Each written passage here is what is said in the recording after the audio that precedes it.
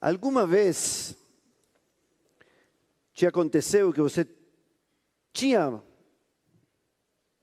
muita razão e perdeu a razão? Trocadilho. De tanta razão, perdeu a razão. Pense. Com certeza, todos já passamos por essa situação. Quando era criança, acontecia que na escola alguém era agredido, então tinha razão. E depois ele agredia muito mais o outro. E vinha a diretora da escola e dizia, agora você perdeu a razão. Ah, mas eu tinha razão, faz 5 minutos. Sim, mas essa pessoa gritou com você, você pegou a mesa e partiu na cabeça dele. Perdeu a razão. Ele disse que não gosta de você. Você xingou ele, a mãe dele, a família dele, a vida dele, a existência dele. Perdeu a razão. Existe também outro... Perder a razão. Perdi meu foco, meu eixo.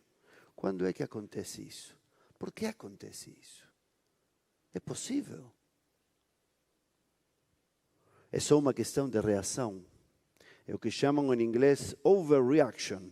Você reage tanto que começa a perder a razão. Sua própria razão e a razão do assunto. E por que reagimos desse modo? Porque temos uma indignação tão grande que ganhamos um tamanho exagerado e parece que toda a razão do universo é só nossa.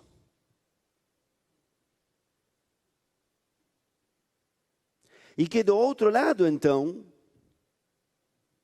não existe nada, absolutamente nada. Então nós somos gigantes e eles são anões. Nós temos toda a razão, toda a verdade, toda a justiça, toda a inocência. E ele nada, ele é totalmente negativo, culpado, ruim. Às vezes até pode ser legítimo pensar algo assim, quando a ofensa é gigante. Mas a maioria das coisas que nos acontecem na vida são muito menores, muito mais cinzas. E nos dão muito pouco espaço para tanta justiça, tanta verdade e tanto zero do outro lado. E então, se pudermos captar algo da humanidade do outro, as coisas mudam radicalmente. Na Parashá da semana, acontece algo muito trágico, muito famoso. É um momento no qual Moisés perde tudo. Tudo. Moisés era grande figura. Ele tirou os judeus da escravidão, com todos esses milagres. E ele não chega a entrar na terra de Israel. Por que ele não entra na terra de Israel? Segundo o plain text, que conta a Torá rapidamente, tem depois muitas interpretações e muitos livros inteiros sobre o assunto. Mas o que conta, se conta nesta Parashá. E é um momento no qual nossos antepassados estão no deserto e têm sede. Que loucura, como tem sede no deserto? E claro, estão no deserto, tem sede. Só que eles dizem, que desastre, nós temos sede, vamos morrer aqui, para que nos tirou do Egito simplesmente para morrer aqui? Preferimos voltar ao Egito ou morrer mesmo, de uma vez e pronto. E Moisés vai junto com Arão à tenda onde se encontra com Deus, e Deus, sucintamente, segundo a narrativa bíblica, diz: leve todo mundo até uma rocha determinada, fale com a rocha e vamos dar água a eles que vai sair da rocha. E Moisés vai, todo indignado, grita com todos e dizem: escutem vocês, os rebeldes. dessa pedra vou tirar água para vocês? Sim, paf! Bate na pedra e sai água. É o que ele faz. Mas depois, Deus diz a ele, vocês não me santificaram, bateram, gritaram, não vão entrar na terra de Israel. Esta é a historinha. Tem muitas formas de ler essa história. Uma delas diz, Moisés comprou a briga que nem Deus comprou. Se indignou mais do que o próprio Deus. Alguns dizem que se indignou pela falta de indignação do próprio Deus. E com isso ficou ainda mais irritado. E gritou com eles. E queria punir todo mundo. E ao invés de falar, bateu. Poderíamos entendê-lo. Mas exagerou. Essa é a interpretação mais clássica. Deus teve a paciência. Sem perder sua dignidade, ele não pediu perdão por tirar os judeus do Egito. Porque algumas vezes, quando reconhecemos nosso erro, nós mesmos fazemos o caminho inverso. E nos colocamos extremamente pequenos. E deixamos o outro gigante. E isso também cria violência.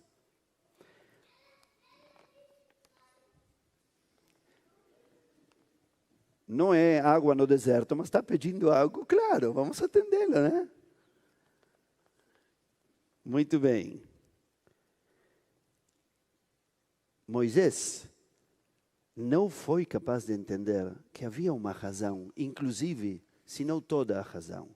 É verdade, os judeus poderiam ter sido humildes, vinham tendo um monte de milagres, estavam comendo maná todos os dias, tinha água no meio do deserto, poderiam ter sido um pouco humildes, um pouco gratos. Verdade. Mas também é verdade que tinha sede, estava no deserto. Também é verdade que não é fácil viver sem saber o que vai acontecer 10 minutos depois, 1 hora depois. Não tinha geladeira, não podia guardar nada. E Moisés não foi capaz de ver nenhuma razão no outro lado. Estava repleto de verdade e de justiça. E por isso deixou de ser um líder possível. Diz a crítica, diz o Midrash. Rabbi Nachman de Breslav diz que quando ele chamou eles de rebeldes, na verdade não chamou eles de mordim, os que sabem hebraico, venham amanhã, vão ver isso, diz morim, sem dalet. E morim que significa? Professores, mestres. O Rabbi Nachman de Breslav diz que, no fundo, eles estavam mostrando um caminho, estavam ensinando algo com a parte de razão que eles tinham e com a parte de não razão que eles tinham. Todos podem sempre nos ensinar alguma coisa. Todos. Também os que não têm razão, mas têm sede. E podem ter sede. E têm direito a ter sede. Às vezes não concordamos muito, não concordamos tudo. E às vezes nos sentimos e somos de fato tão agredidos e ofendidos que só queremos que o outro seja punido, agredido e ofendido, como se isso compensasse alguma coisa. Mas só quando podemos entender e resgatar a humanidade do outro é que poderemos transformar.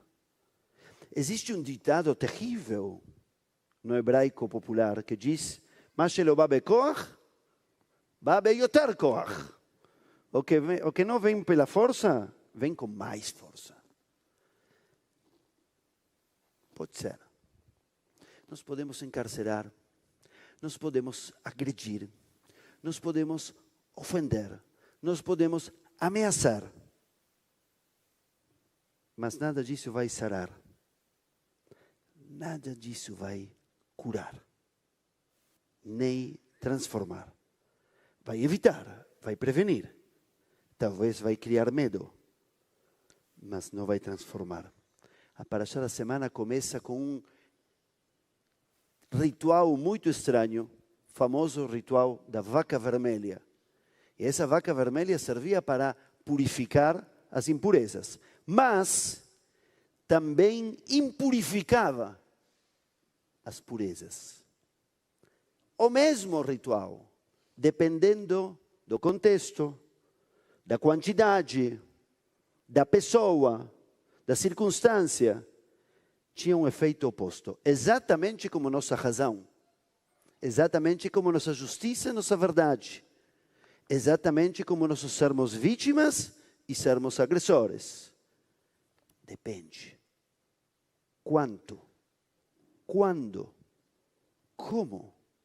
Com quem? E por quê? Nós lemos 2 parashiot, mas não vão ser 2 prédicas, não se preocupem. E a segunda parashá tem o Matovu. O Matovu é muito bonito. E é o que um bruxo que ia nos amaldiçoar acaba nos abençoando, dizendo Matovu. Só que no meio do Matovu tem uma frase terrível, que não aparece no texto, porque nossos sábios são inteligentes e não pegam as coisas ruins. Só pegaram as coisas bonitas. A frase diz, esse é um povo maravilhoso, Matovu Alecha Yaakov, etc, etc. O Vagoim lo itchashav, e não se ocupa dos outros. Por gerações, o mundo nos acusou, talvez às vezes com razão, de que os judeus somente olham para o umbigo, somente cuidam de judeus. Nós já falamos sobre esses assuntos aqui. E Emmanuel Levinas propôs algo muito interessante para reler essa frase. Ele diz o seguinte, o Vagoim lo itchashav não significa necessariamente, pode ser, mas não significa necessariamente uma postura arrogante que não me importa ninguém enquanto que eu estiver bem. Porque isso poderia ser como não me importa a pequena razão que você tenha quando tem sede no deserto. Você está errado por não reconhecer todos os milagres, então morra. Vagoim lo itchashav não significa isso. Vagoim lo itchashav significa, diz Levinas, que a pessoa tem a humildade de dizer, eu nunca sei tudo o que acontece com o outro, não tenho como sabê-lo. Nunca. No melhor dos casos, eu consigo saber o que acontece comigo e olha lá. E preciso anos de terapia e de reza para descobrir realmente por que faço o que faço. Por que digo o que digo? Por que não digo? Por que calo? Por que não ajo? Então já é prato cheio. Tentar cuidar de ser eu o melhor possível de mim. E ponto. Não em função do que o outro vai fazer também.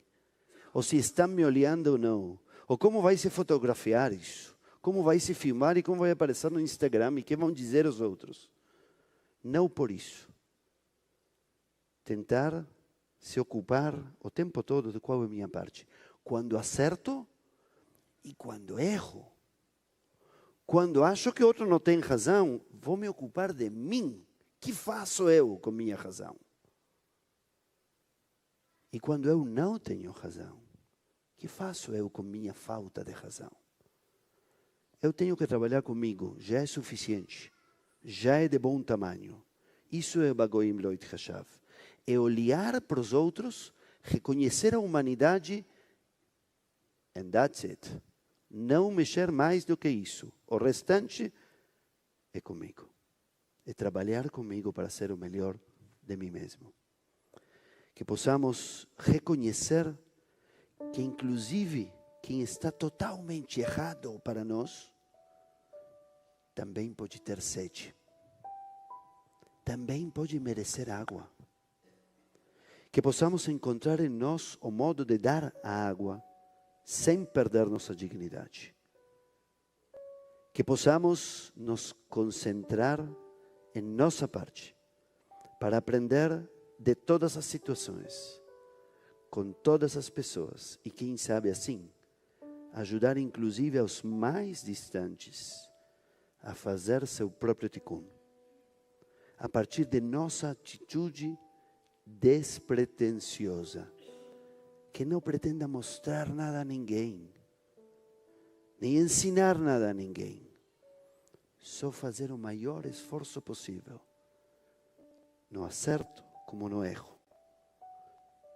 e respeitando os outros o máximo possível e sendo o mais exigentes possíveis apenas conosco. Shabbat Shalom.